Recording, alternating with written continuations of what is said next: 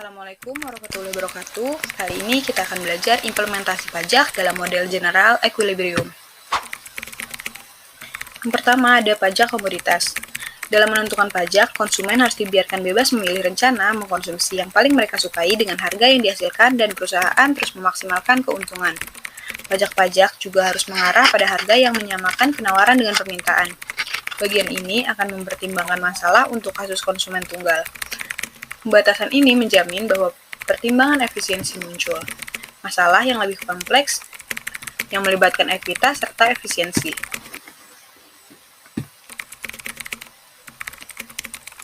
Garis horizontal menunjukkan penggunaan tenaga kerja yang digunakan sebagai masukan, sedangkan sumbu vertikal menunjukkan output yang dijual oleh perusahaan kepada konsumen.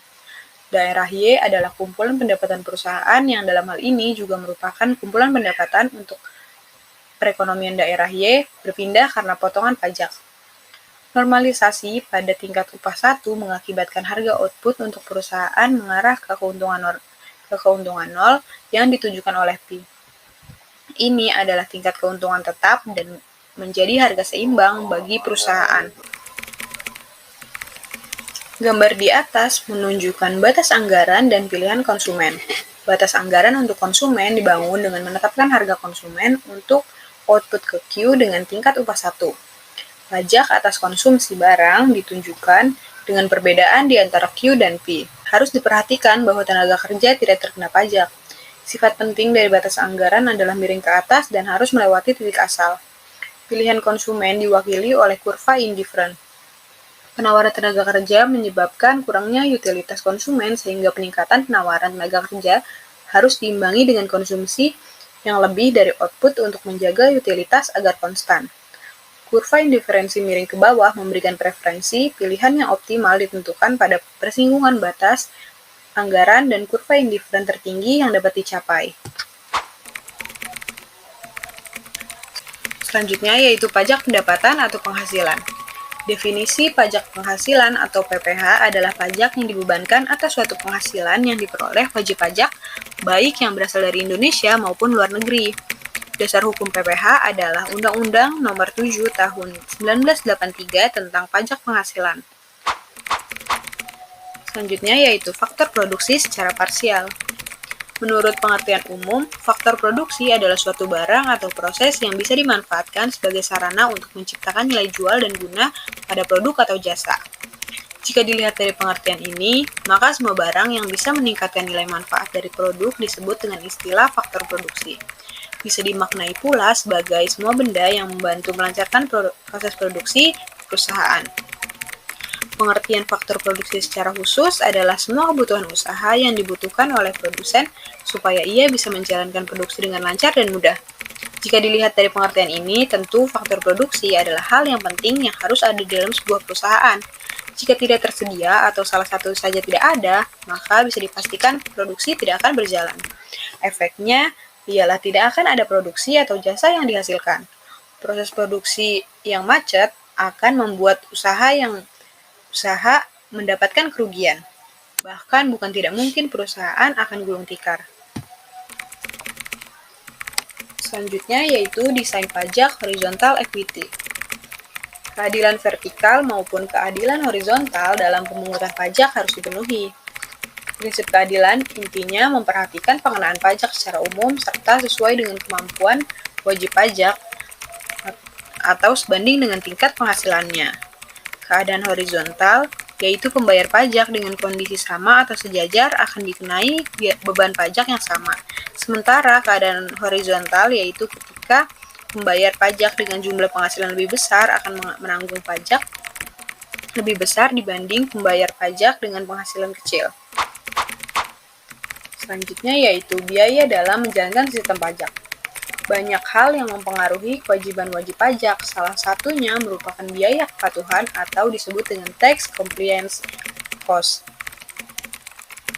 Biaya kepatuhan pajak merupakan banyaknya biaya yang harus dikeluarkan oleh wajib pajak dalam melaksanakan kewajiban yaitu membayar pajak kepada negara.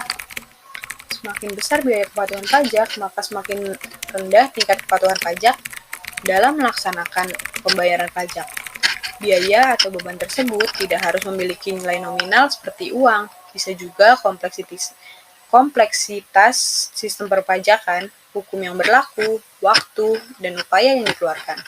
Sanford dalam bukunya Administrative and Compliance Costs of Taxation menyebutkan bahwa biaya kepatuhan pajak dibagi menjadi 3, yaitu biaya langsung, biaya waktu, dan biaya psikologis. Biaya langsung atau direct money cost merupakan biaya atau beban yang dikeluarkan oleh wajib pajak yang dapat diukur dengan nilai nominal.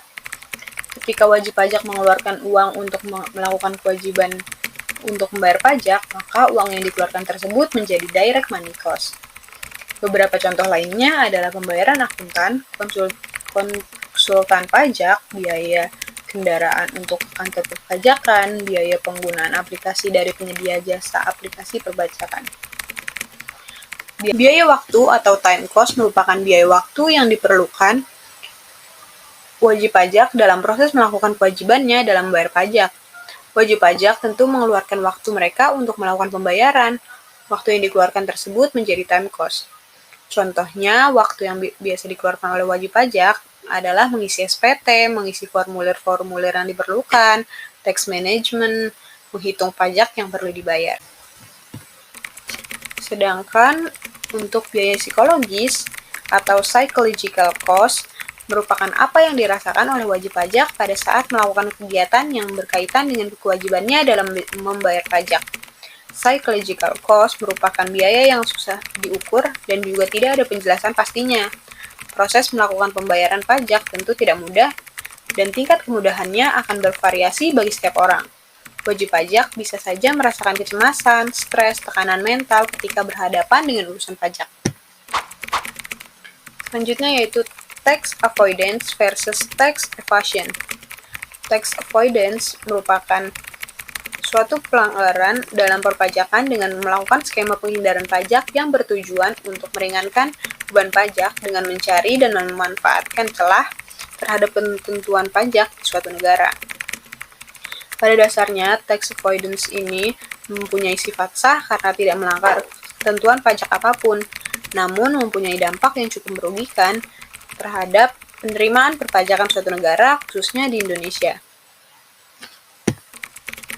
Menurut ahli James Kessler, tax avoidance ini dibagi menjadi 2 bagian, yaitu penghindaran pajak yang diperbolehkan, yang mempunyai tujuan baik, bukan digunakan untuk menghindari pajak dan tidak melakukan transaksi palsu. Sedangkan sebaliknya, penghindaran pajak yang tidak diperbolehkan mempunyai tujuan yang tidak baik, bermaksud untuk melakukan penghindaran pajak dan melakukan transaksi palsu. Tax evasion sendiri merupakan suatu pelanggaran dalam perpajakan dalam melakukan skema penggelapan pajak yang dilakukan oleh wajib pajak untuk mengurangi jumlah pajak yang harus dibayarkan. Bahkan beberapa wajib pajak sama sekali tidak membayar pajak, terutama yang harus dibayarkan melalui cara-cara yang ilegal. Menurut Deviendri Taslim, praktisi dan akademisi perpajakan menyebutkan bahwa tax evasion merupakan usaha-usaha kecil untuk memperkecil jumlah pajak yang terutang atau dengan kata lain menggeser beban pajak yang terutang dengan melanggar ketentuan-ketentuan pajak yang berlaku. Baik, mungkin itu saja yang bisa saya sampaikan. Kurang lebihnya mohon maaf. Wassalamualaikum warahmatullahi wabarakatuh.